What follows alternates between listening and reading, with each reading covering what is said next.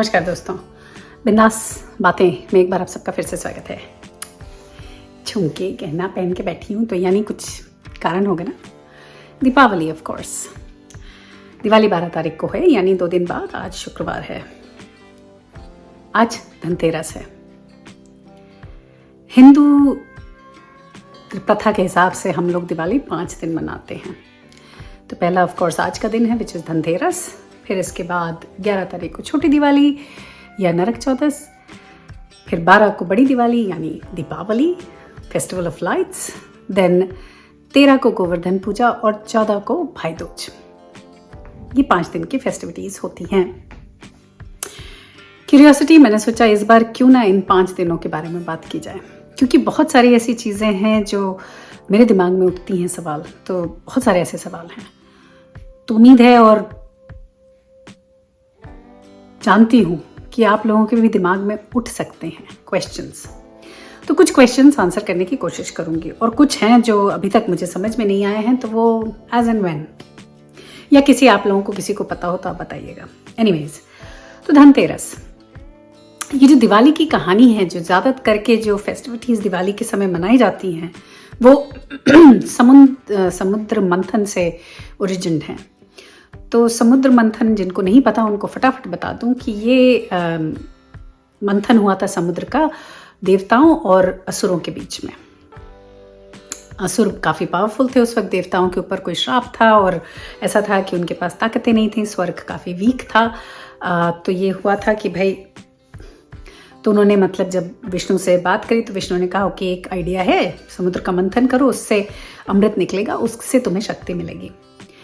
अब मंथन के हिसाब से इनके पास तो ताकत भी काफ़ी नहीं थी, क्योंकि ये लोग श्राप के अंडर में थे।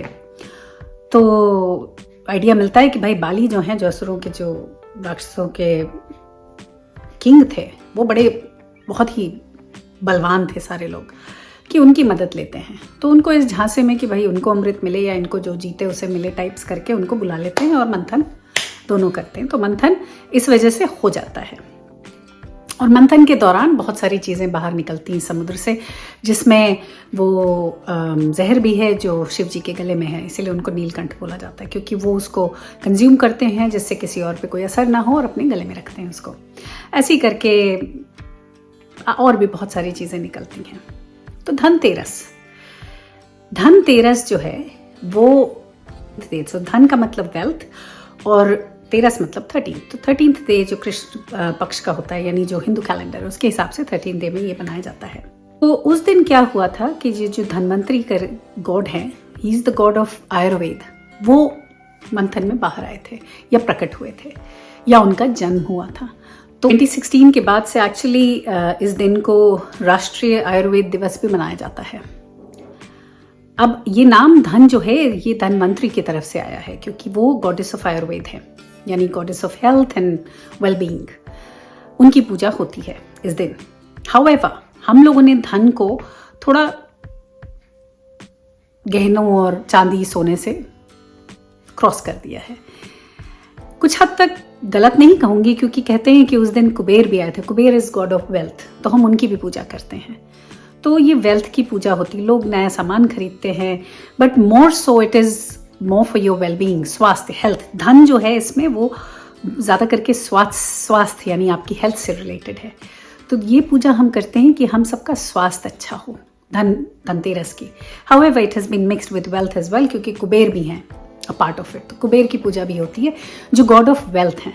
तो फिर आप चीज़ें खरीदते हो, नया सामान खरीदते हो, उसकी पूजा की जाती है, और ये उम्मीद होती है कि भैया प्रॉस्पेरिटी और वेल्थ घरों में रहे। Good health and wealth, health is more important दो। तो धनतेरस ये हो गया। इसके बाद आती है छोटी दिवाली, यानी नरक चौदस भी जिसे बोला जाता है। ये अगेन ये समुद्र मंथन से ज़रा भी कनेक्टेड नहीं है, क्योंकि ये वो दिन मनाया जाता है जिस दिन कृष्ण ने नरक असुर राक्षस थे उनका वध किया था। तो ये उस दिन को हम मतलब इस चीज़ से इक्वेट करते हैं कि जो ईवल है वो हम ख़त्म कर रहे हैं, तो हम उसकी पूजा करते हैं। बहुत लोग यमराज की भी पूजा करते हैं कि जिससे वो स्वर्ग में जाएं, नरक में ना जाएं। अजीब है, लेकिन ऐसा ही है। हाँ, और ये चीज़ उस दिन घर की सफाई बहुत की जाती है। वही है ना कि घर से जितनी भी गंदगी है, बैड थिंग्स हैं, सब बाहर निकाल दो। और फ्रेश स्टार्ट करो। तो हर ईवल, हर गलत चीज को, तो असुर का वध हुआ था तो उस हिसाब से उसकी पूजा होती है छोटी दिवाली के दिन। फिर आती है हमारी दिवाली। दिवाली का बड़ा भारी प्रश्न मेरे दिमाग में था कि हम कहते हैं ना कि दिवाली जो है वो राम सीता लक्ष्मण के रिटर्न, जो उनके 14 ईयर्स का एक्साइल था उससे रिटर्न है, उसकी खुशी में मनाई जाती है। हाउएवर हम लोग पूजा करते हैं गणेश लक्ष्मी की। तो ये सवाल मेरे दिमाग में बहुत ज़्यादा था कि ऐसा क्यों है भाई। तो जब खोजा तो ये पता चला कि लक्ष्मी पूजन इस दिन बरसों, युगों से हो रहा है। कारण उसका ये है कि लक्ष्मी उस दिन मंथन से, जो समुद्र मंथन था उससे प्रकट हुई थी, यानी वो पैदा हुई थी। तो इन अ वे लक्ष्मी का बर्थडे है दिवाली के दिन। तो राम लक्ष्मण जो हैं उनका तो कोई एंट्री इधर है नहीं। हाउएवर कोइंसाइड हो गया है वही दिन जब राम जी वापस भी आते हैं। तो फिर ये जो घर में दिया बत्ती और जो लाइट्स लगाते हैं, हम घर की सफाई करते हैं, ये सब राम के स्वागत में है, राम सीता लक्ष्मण के स्वागत के लिए है। पर जो पूजा हम करते हैं लक्ष्मी की, वो उनका हम बर्थडे मनाते हैं। तो ये दो चीजें एक साथ हैं, एक्चुअली अकेली नहीं है। अब दूसरा प्रश्न उठता है कि फिर गणेश क्यों? तो गणेश का रिलेशन लक्ष्मी से है, ही इज द अडॉप्टेड सन। सो गणेश उनकी अडॉप्टेड, यानी वो उनकी स्टेप मॉम है। गणेश ओरिजिनली तो पार्वती और शिव के बेटा हैं। कहते हैं कि इंद्र कह रहे हैं, विष्णु ने लक्ष्मी से कहा कि भाई तुम्हारे पास सब कुछ है, लेकिन जब तक कि तुम्हारे पास ये मदरली सुख नहीं होगा, यू नॉट अचीव्ड एवरीथिंग, क्योंकि वो सबसे बड़ा सुख है। अच्छा, उनके तो कोई पुत्र थे नहीं, या ना पुत्रियां थी, कोई बच्चे नहीं थे। तो उनको लगा कि चलो पार्वती के पास जाते हैं। पार्वती के पास 2 पुत्र हैं, कार्तिक एंड गणेश, एक मैं मांग लूंगी। तो वो जाती है। ऑफ कोर्स कौन माँ अपने पुत्र को दे देगी, तो पार्वती को कोई इच्छा नहीं होती। वो कहती है ऐसे कैसे मैं दे दूं, और मुझे क्या गारंटी है, कहती है कि भाई कि तुम अच्छे से रखोगी मेरे पुत्र को। तो लक्ष्मी उस वक्त उनसे वादा करती हैं या प्रॉमिस करती हैं कि युगों तक या हर वक्त जब भी कोई लक्ष्मी की पूजा करेगा तो उसको गणेश की पूजा पहले करनी पड़ेगी। तो गणेश जी की एंट्री हो गई। इस बात पर पार्वती ने गणेश जी को उनको गोद दे दिया था। तो फिर गणेश जी की एंट्री हो गई। तो पहले गणेश की पूजा होती है, फिर लक्ष्मी की पूजा होती है। एक सवाल और कि सरस्वती की भी पूजा होने लगी है दिवाली में। अगर आप देखें तो मूर्तियों में तीनों की मूर्ति साथ में आती है, गणेश, लक्ष्मी, सरस्वती। ऐसा क्यों? सरस्वती कहाँ से आ गई? तो लॉजिक देखिए कि जिस घर में अगर लक्ष्मी है, अगर उस घर में सरस्वती नहीं होगी तो उस लक्ष्मी का बड़ा ही दुरुपयोग होगा, अब्यूज होंगी लक्ष्मी, क्योंकि भगवान जाने उसको संभाल के रखा जा पाएगा कि नहीं। यानी कि सरस्वती क्या है? Goddess of knowledge. तो वेल्थ जहां हो वहां नॉलेज का होना बहुत जरूरी है। तो दिवाली के दिन हम दोनों की पूजा कर लेते हैं कि भाई वेल्थ तो आए, साथ में नॉलेज भी आ जाए, तो हम उस वेल्थ को संभाल के रख पाएं। Interesting right? मुझे पहली बार पता चला कि ये एक्चुअली 2 चीजें हैं जो हम सेलिब्रेट कर रहे हैं दिवाली में। वो है लक्ष्मी का बर्थडे एंड राम जी का आना। राम जी की तो हम बिल्कुल पूजा नहीं करते हैं, पर लक्ष्मी को काफी पूजते हैं। तो ये भी समुद्र मंथन से रिलेटेड है, लेकिन 2 एस्पेक्ट्स हैं। फिर चौथा दिन है गोवर्धन। अच्छा, गोवर्धन का किस्सा ऐसा है कि गोवर्धन कुछ भी समुद्र मंथन से रिलेटेड नहीं है। गोवर्धन कहते हैं कि लोग जो थे इंद्र की पूजा करते थे ऑफ एंड ऑन, कि भाई बारिश हो और फसल अच्छी हो अपनी फसल के लिए। तो कृष्ण भगवान ने भैया पूछा कि भाई क्यों तुम इंद्र की पूजा कर रहे हो, क्योंकि इंद्र की पूजा तो, इंद्र का तो काम है कि बारिश देना, तो उनको पूजा करने की क्या जरूरत है। अगर ऐसा कुछ हो कि वो उनका काम नहीं है और आप उनसे आउट ऑफ द वे जाके कोई चीज करवाना चाहते हो तो उसकी पूजा करें, ये तो उनका काम है, तो इसमें पूजा करने की जरूरत नहीं है। ये सुनकर इंद्र बड़े ही गुस्सा हो जाते हैं। इतने गुस्सा होते हैं कि वो भयंकर तूफान भेज देते हैं, बारिश, मूसलाधार बारिश उस टेरिटरी में। तो कृष्ण जो हैं ये गोवर्धन पर्वत को उठा के पूरे गांव को सेव करते हैं, एक उंगली पे, छोटी उंगली पे, और विलेज को बचाते हैं उनके कहर से। तो तब से ये गोवर्धन पूजा आई। तो गोवर्धन पर्वत जो है उसकी पूजा तो उसके लिए कि भाई गोवर्धन ने सबको, सारी कम्युनिटी को बचा के रखा था, इसलिए गोवर्धन पूजा आई। अब इसका कोई रिलेशन ना दिवाली से है, ना किसी और इवेंट से, ना समुद्र मंथन से, ना राम से है, ना धनतेरस से, किसी से नहीं है, अलग ही है कार्यक्रम। और 5वां दिन भाई दूज, वो एकदम ही अलग है, उसका भी कोई कनेक्शन नहीं है। भाई दूज की 2 कहानियां हैं, एक तो हिस्टोरिकल और दूसरी जो गांव में लोक कथा। तो मैं हिस्टोरिकल वाली बात करूंगी। तो कहते हैं कि ये जो यमुना और यम, ये 2 भाई बहन थे जो सूर्य और उनकी पत्नी संध्या या उनकी पत्नी के पुत्र, ये थे यम और यमुना। यम लड़का, यमुना लड़की, दोनों में। अच्छा, ये जो पत्नी थी सूर्य की, वो उनकी चकाचौंध को सहन नहीं कर पाती थी, तो उन्होंने क्या किया कि खुद तो गायब हो गई, अपनी छाया रख दी वहाँ। सो लाइक समवॉट AI, कि मेरा डुप्लीकेट कोई वहाँ पे रख दिया कि वो बच्चों की देखभाल करे।